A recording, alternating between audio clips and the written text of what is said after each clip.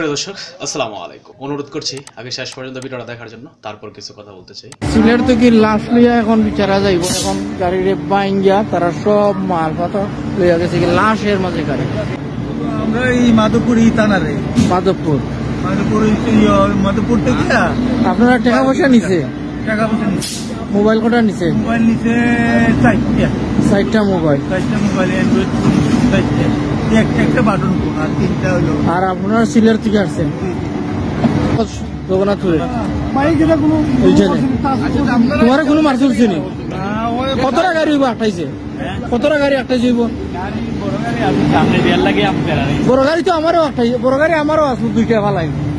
এই দেখেন ভাই গাড়িটা, এই দেখেন বই নাই নকল তারা লাশ লইয়া, এরা মাধবপুরও লাশ লইয়া আইছে সিলেট থেকে। মহিলাটা এটা হইল না,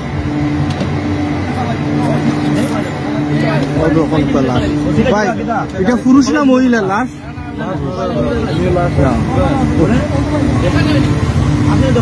তো যাই হোক, শেষ পর্যন্ত ভিডিওটা দেখার জন্য ধন্যবাদ। মানে আমাদের সমাজে বর্তমানে কুলাঙ্গার এবং বেজন্মার জন্ম অতিরিক্ত হয়ে গেছে।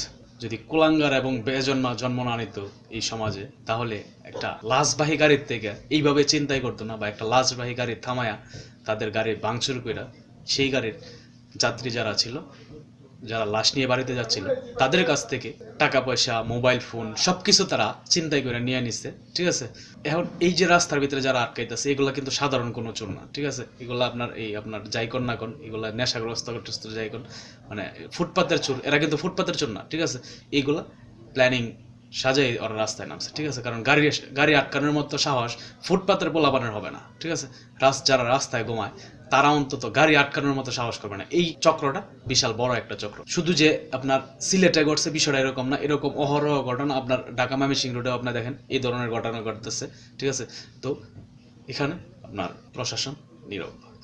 প্রশাসন যদি সঠিক পর্যায়ে তারা যদি এই অভিযানগুলা পরিচালনা করতে পারতো, প্রশাসন যদি আপনার সচেতন থাকতো, তাইলে এই জায়গায় কিন্তু এই ধরনের অঘটনগুলা ঘটতো না। কিন্তু আমরা প্রশাসনিক ভাবে ওই সাপোর্টটা আমাদের এই রাত্রের বেলা পাওয়া যায় না। ঠিক আছে, যেই কারণে এই ধরনের ঘটনাগুলা ঘটেই থাকে। আর এই কুকুরের ছানাগুলা, ঠিক আছে, এইভাবেই মানুষদেরকে আটকায় তাদের সয় সম্পত্তি এইভাবে নিয়ে নিচ্ছে তারা।